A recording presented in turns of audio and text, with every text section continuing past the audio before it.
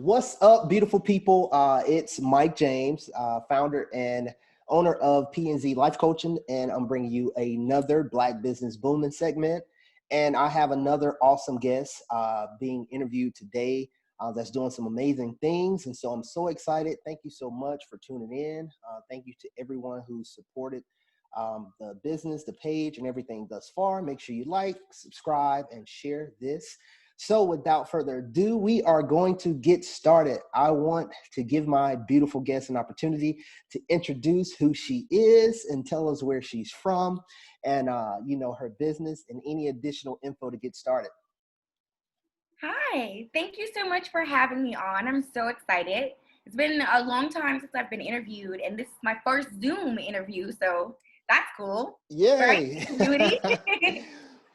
So I'm Erika E. and I'm originally from Birmingham, Alabama, but I live in Los Angeles, California now. I've been writing for the past 19 years. I know that seems like a long time, but it's true. And professionally, in addition to writing, I'm also a writing mentor and a writing coach, specifically to young Black creators. I definitely like to extend more space to Black creators to help them to learn some of the things that I had to learn on my own with no help and guidance. Awesome. That is so awesome. And just one of those things where I love having someone that I have a connection with.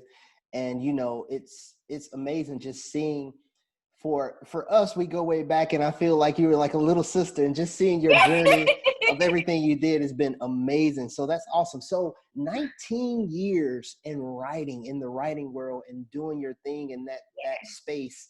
And just loving some of the stuff I've been seeing about what you have coming up. It's awesome. So what inspired you to do that, to go into the avenue of writing and being a writer and also a coach? Yeah. Well, my mom says that I wrote my first story when I was 4, actually. And so I think that writing has been something that was more of a calling than a hobby for me. It was just something I always did. I always went back to writing when I was mad. I wrote it down first. Before I blessed you out, as we say, I wrote it down. I wrote down everything I wanted to say to you before I went to you. And I think at first I wanted to be a lawyer, of all things. Because my mom was in law. And so, I was very inspired by her. But after I wrote this story, I think the biggest thing that kept me writing and that motivated me to continue writing was my family and my mother, my immediate family. I told my mom in the 6th grade that I wanted to be a writer. And instead of saying, okay, no, because they don't have any money, because, most people, they take that perspective of it is you live a life of poverty, starving artists, all that kind of stuff like that. My mom didn't know anything about creative writing or not anything to that level. And she said, cool, well, let's go figure out how to do it. And that's where it began. Wow, that's so awesome. So, because I feel like sometimes you watch documentaries or movies about different things, and especially athletes, we see that, right? The 30 for 30 specials and stuff. It's like, wow, at 3 years old, they knew what direction it was going. So at 4, that's amazing. Just to know that and have that passion, and even in the 6th grade, right. And apparently, I had no they were idea. legit stories too. I wrote a version of Harry Potter before it came out. Wow.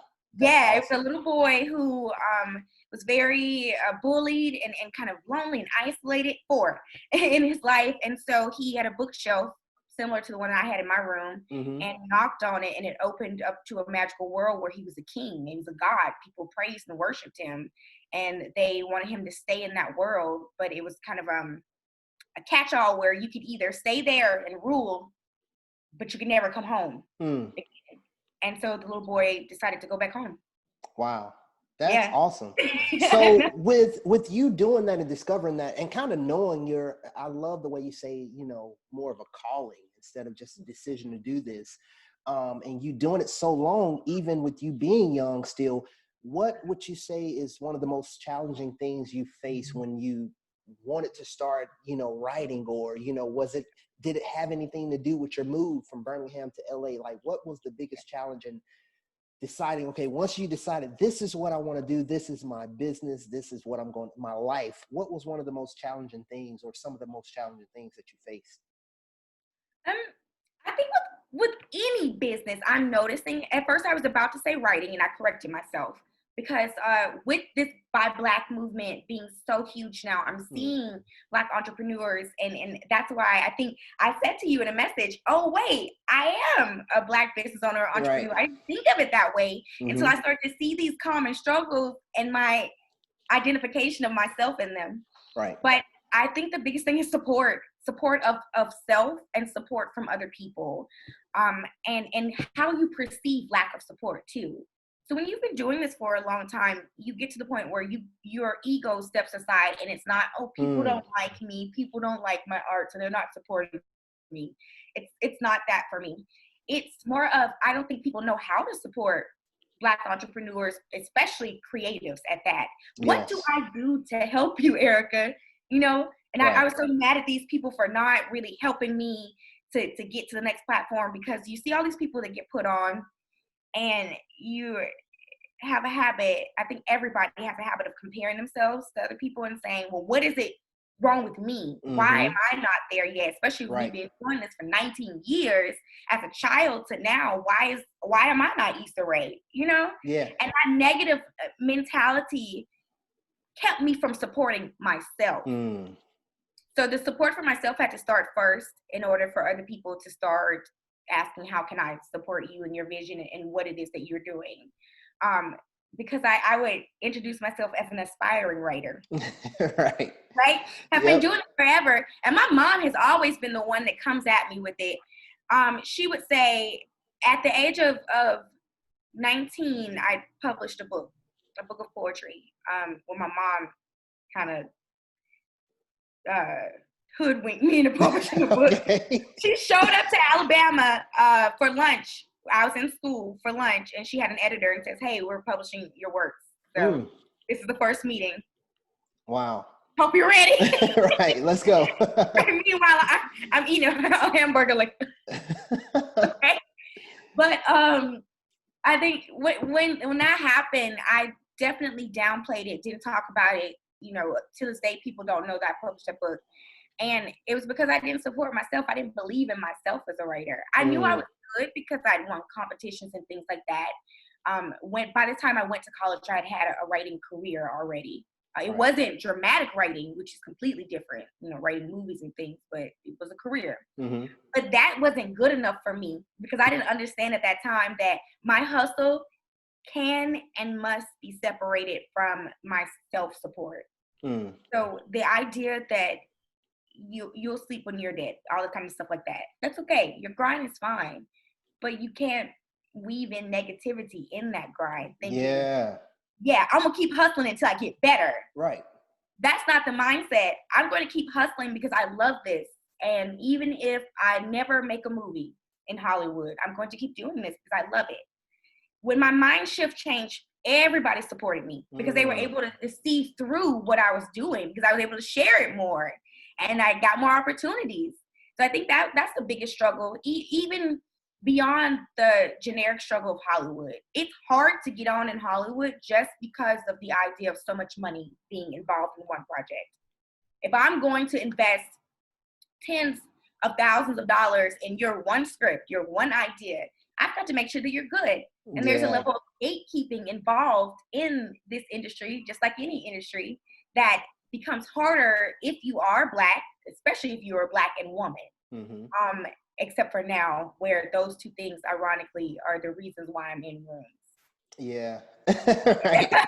But yeah, I guess I'm long-winded. So the long answer is my lack of support of myself and the way that I perceived the lack of support from others was the biggest challenge that I had in my business.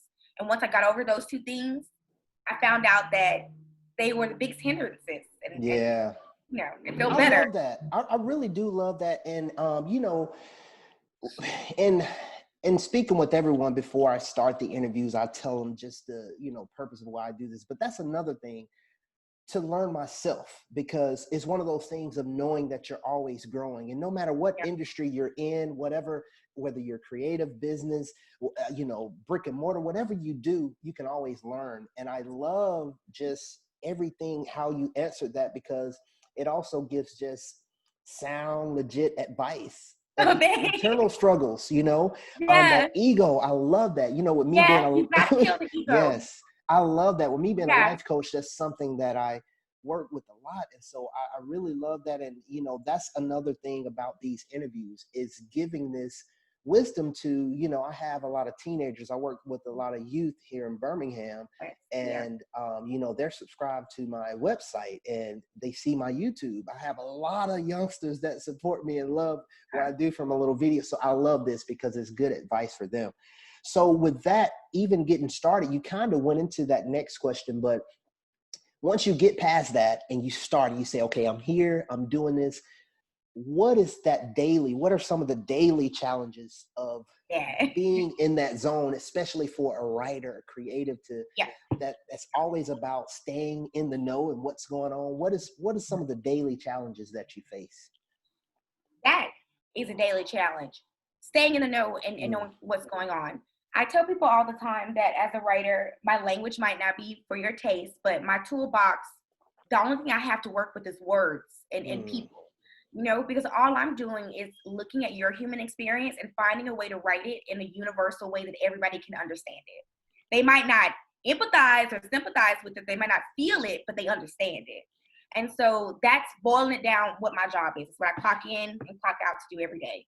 So my daily struggles would be, for one, motivation. Everybody has to be, I'm gonna keep it real. Since you're telling me who is watching your channel, the biggest thing that I like about what I can do is I can be honest about where I am and demystify some of the glamour that's associated with some of these careers. But as a writer, your brain is your tool.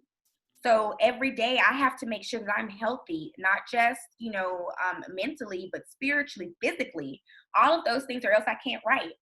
And even just coming to that realization was a daily struggle that I'm so happy recently I've overcome. Is there might be a day where I just can't do it. I become this machine where every day I wrote something, and I still do. Even if it's a prayer, even if it's a poem or a letter to myself, a note, I count that as writing. Creative process of taking words and doing what I do best and making them understandable. But sometimes you're just not going to be on. And if you force yourself to be on, especially with what's going on in the world today as a creative, then you're not being authentic to yourself or to the work. Because you go back and you look at that work and it doesn't feel real, And I think if I stop being honest in my work, that is where I'm doing a disservice to myself and to other people. Right. Because who wants to believe, even if you're writing sci-fi or horror, a writer who's not honest, who can't tell it like it is and give us the experience as it is? Yeah. Those are the people who we remember, the people who we commune with in Black Twitter tweets about, those experiences that you see on screen and on stage that feel real, even if they are rooted in fantasy. Sorry, got a fire station down. Right. No problem. Very real, gritty. Yeah, real life right here. But once you get past that, I think you've got to come up with some type of routine that you can stick to, especially in the world that we're in right now, where Corona and quarantine is king.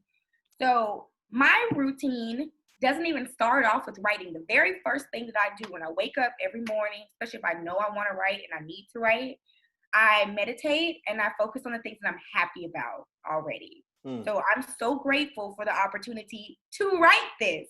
Yes, I might be days behind on my deadline, but someone is paying me for my thoughts. How blessed am I? Right. And I go back and I think about little 4-year-old Erika that was writing these stories. I mean, she had the heat, notebooks, field stories before anybody was even paying attention to her as a writer. I think a lot of my daily process has been looking back at that Erika and comparing her to the refined Erika and seeing how I can mesh the two. Sometimes we go to school, we get all these tools and things like that, and you lose the fire that made you start this. Right. You know, a lot of writer's block, I would say, I used to say writer's block wasn't real, but I'm not going to do that anymore. I'm going to validate feelings and say that writer's block is a mentality that can be combated by mindfulness. Mm. Remind yourself why you're doing this, whatever you're doing. If it's a movie that you're writing, you're stuck, you know, and you get to the point where you hate it, because we've all been there. Where you're working on a project and I can't stand this. Why did I agree to do this in the first place? Right. Answer the question. Why did I agree to do this in the first place? I love that. When you get the answer to that question, some passion, some heat should come. And if it doesn't, then that's a larger issue that we might need to address. Is this passion appropriate, or is this project appropriate for me right now? I've had to say no to some pretty good experiences and some pretty good money, especially at this state in my career where externally it's not visible, the moves that I'm making, but to me it is. Yeah. Yeah, and so telling people that you've turned down an opportunity to potentially work with Apple TV. You know, folks like, you're crazy, Erika. Why? Right. Well, because it was with some people who I felt creatively and even just on the level of being a Black woman were demeaning, and it wasn't a working environment I felt I could thrive in and feel proud of myself at the end of the day. Yeah. Okay. But the only reason I was able to do that is because I reminded myself why I was doing it in the first place. Right. If you mindlessly power through it and you just crank out material, crank out products, then you might get to the point where you hate what your business is. And if you ever get to that point, that's a sad place to be. Yeah. Wow. Yeah. That's amazing. You know, and look, I love the fact, first of all, those kindred spirits connect, so it resonates.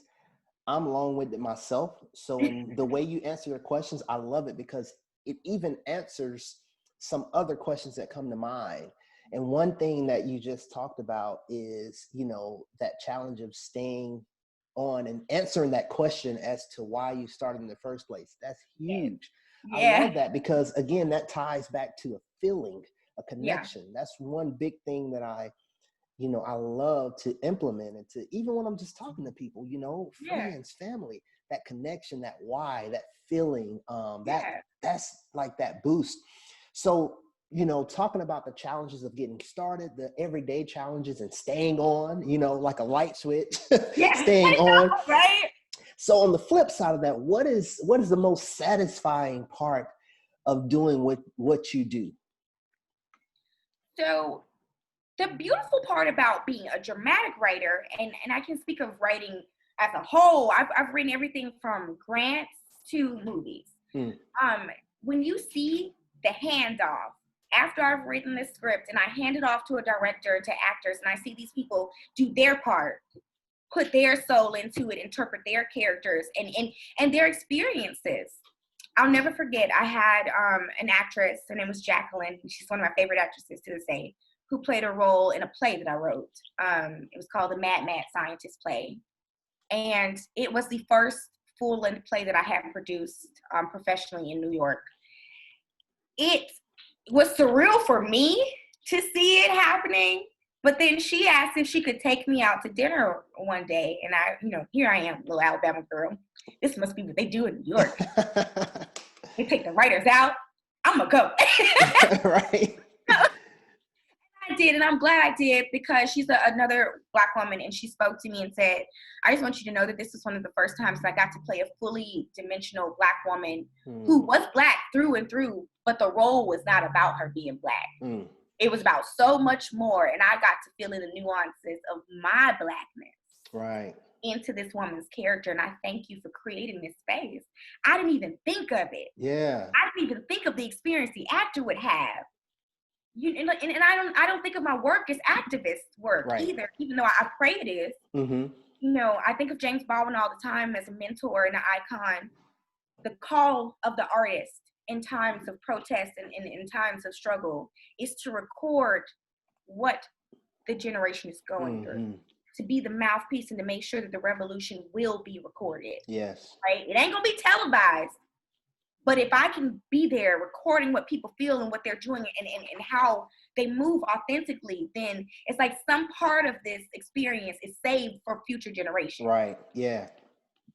So just thinking about the fact that my work and my words will live, they do live, that people will perform them, will read them, and will embody them. It's humbling. It's extremely humbling to know that it's beyond me. Mm-hmm. That's awesome. I think that's one of the things that I appreciate about creatives, across the full spectrum of what that entails, is I feel like their work is living, moving, breathing. You know, Yeah. it's that connection. And one thing you said too, also, that I love is that what you do, what you put out, is not for everybody. You It's know, and that's not. something I remind people all the time. Who needs your message? Who needs your passion? What you do, however it is, be it good or bad, they will come to you. It will It attract them. will. That's why it's so important of what you put out into the universe. It And is. I really love that, you know, because that's what I feel, you know, from Yeah. creatives and people who put out and live out their passion. You can feel it, you know, like Yeah. a living organism. And I love that. I It really do. is. That's awesome. And you can't starve that organism when it's in your body either. So Mm, whatever the story is, if it's eating at you and you want to tell it, do it. And my message specifically to Black creators right now is this. I've been writing about Blackness since I began writing. And it has cost me. I will not lie to you. If you ever go look up my book of poems, it's called Eyes to the World, and it's spelled all one word. Um, it's very hot, heat, protest writing. It starts off the jump. And keep in mind, I wrote most of these when I was in high school. So I was afraid that maybe that would jeopardize my career. But then you remember, my writing isn't for everybody. It is, but there are some people who will say it's not for them. mm. I am recording the human experience as I see it and as others see it. People see themselves in my work. I keep writing because every performance, every reading, every interview, every anything, someone messaged me and says, I'm so glad you said that because I felt like that for so long. Wow. You know, and so you as the Black creative, if you want to use your work as activism, do it. Do not be afraid of it, because the biggest piece of work that I've done to this day that continuously opens doors for me to be able to pitch at MGM Studios, all kinds of things like that, is a piece about a young Black woman being raised by a family of Black women in the South. One of them just so happens to be trans.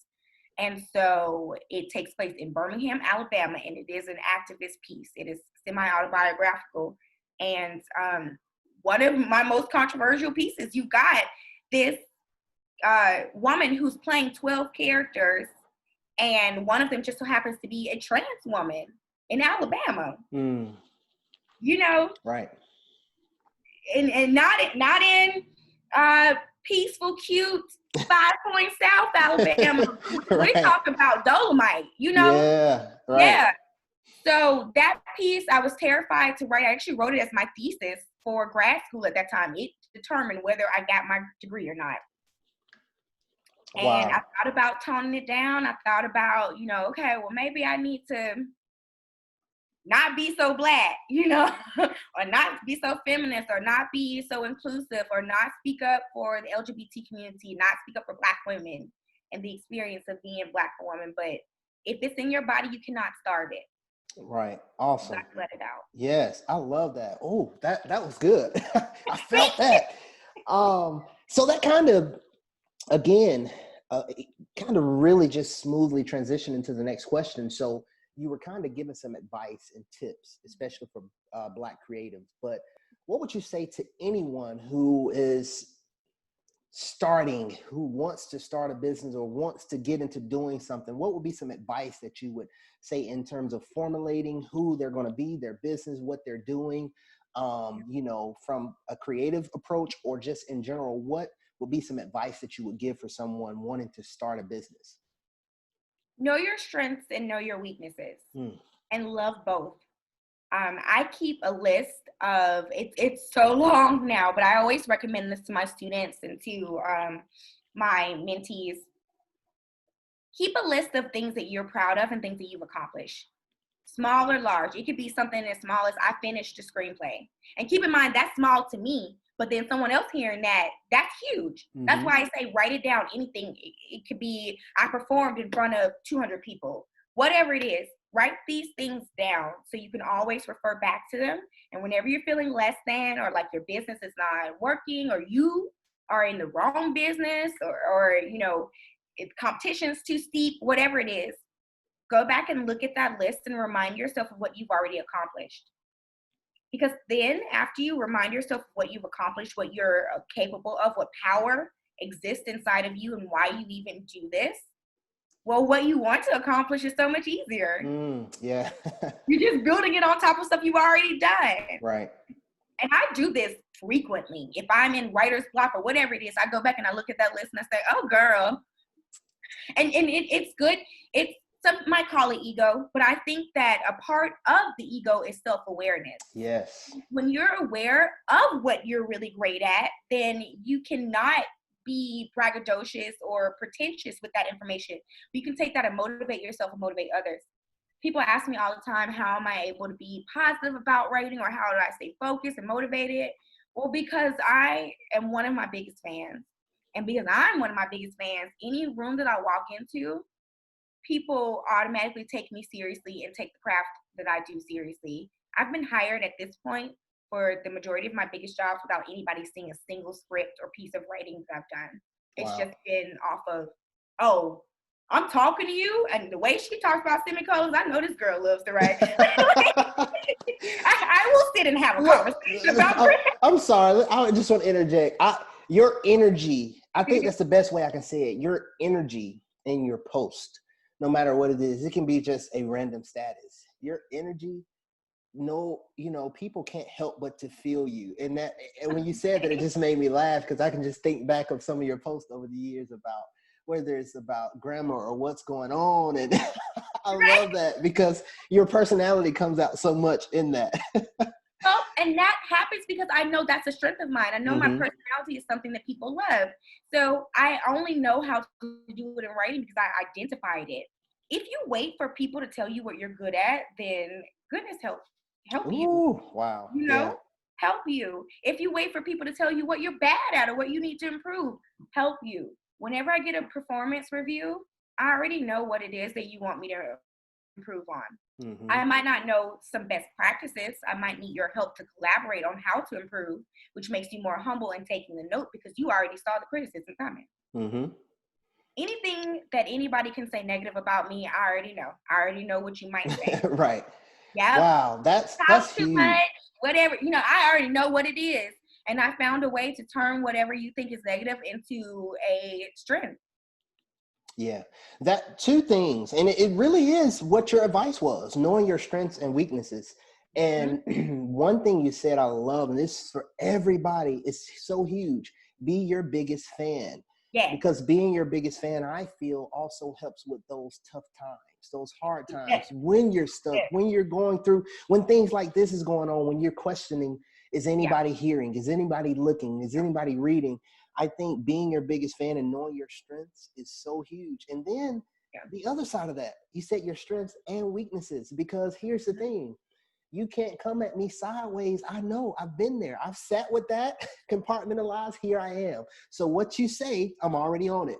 So what's next? I'm not afraid of your notes. I already know. So if you read a script of mine, I know you're going to say your dialogue is amazing. I already know that. We can skip that note because I know it is in my brain. Thank you for saying it. But then I also know that you're going to say there's some plot points missing. Because I get bored. So I might skip around plot. You need to tell me what I need to go back and fill in. Yeah. Somebody walks out of the room and never comes back.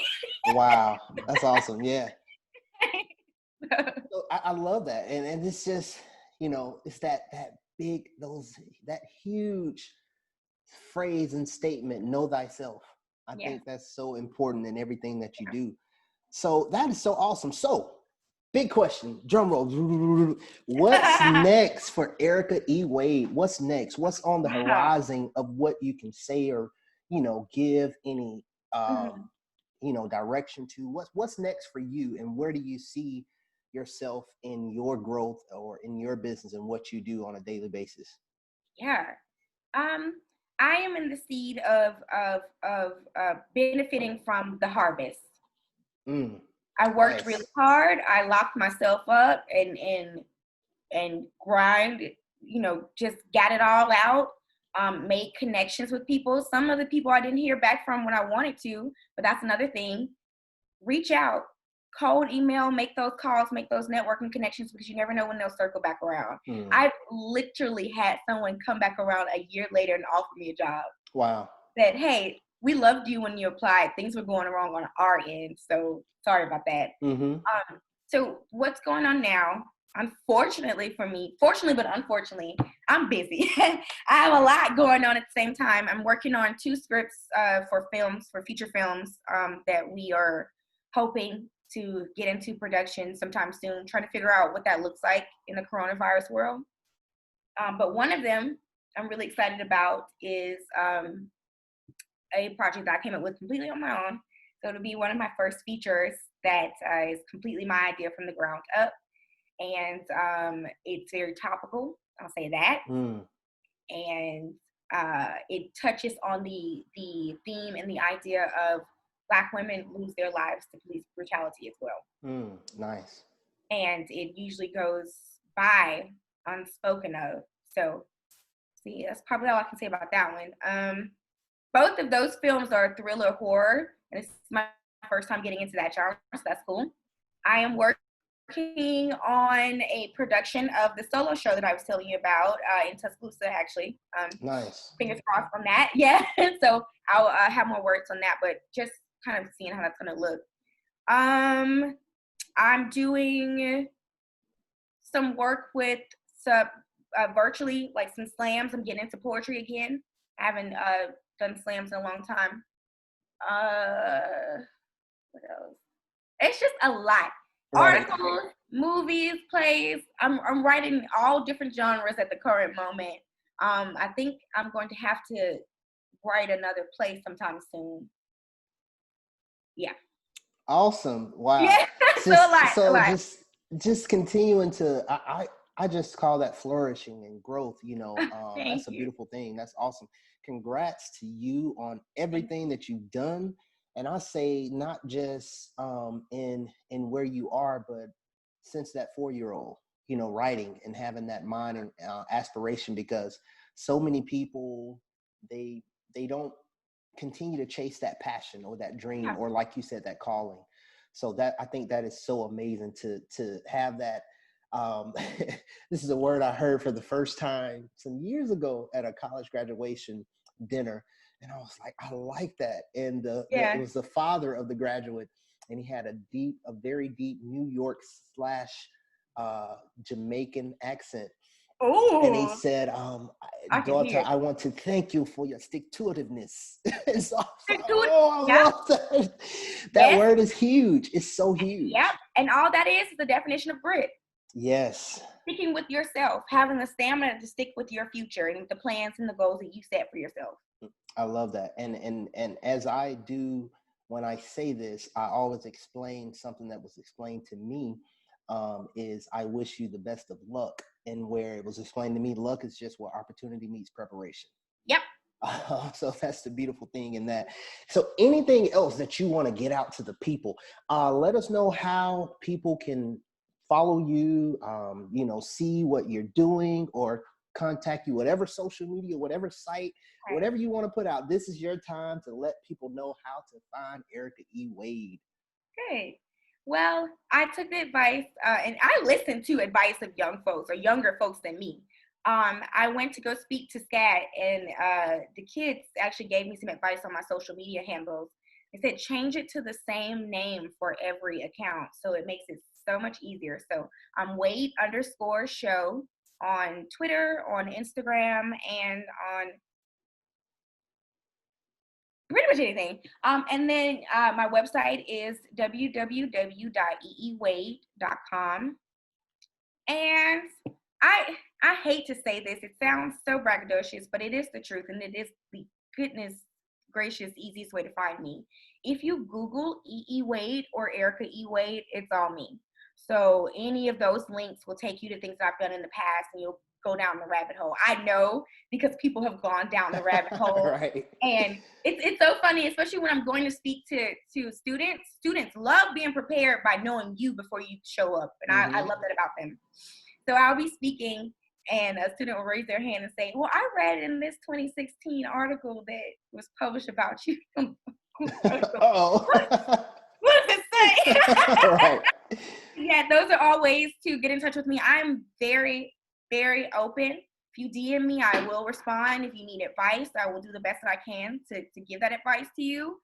Um, yeah, I'm very easy to get in touch with, and I do the best that I can to connect folks. If I have any kind of resources that I can share, I definitely will.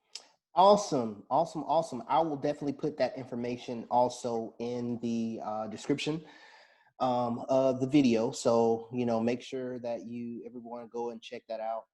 All the ways to get in contact and to keep up, if you can, with Erika E. Wade. Listen, again, I want to thank you so much for doing this. Thank you, thank you, thank you. To everybody's watching. I want to say to you and to everybody who's watching, if you know of a Black business that's doing some amazing things out there, I don't care if it's a startup, I don't care if they're well established, whatever stage they are. Again, I want to create that space and that place and that platform to let them put out what's going on with them. So you can get people in touch with me. I'll put my email below in the description as well. Erika, I want to just say thank you. And really, it's like a big brother. I'm so proud of you, everything Oh, that you've thank accomplished, you. that you are. I'm so excited. I can't wait to see you, see your short or your film on just when I'm flipping the channels. Like, whoa, wait a minute, I know that name. So excited. So thank you so much. Thank you everybody for tuning in. Again, make sure that you subscribe, like, and share. And I will see you next time on another segment of Black Business Booming. Bye.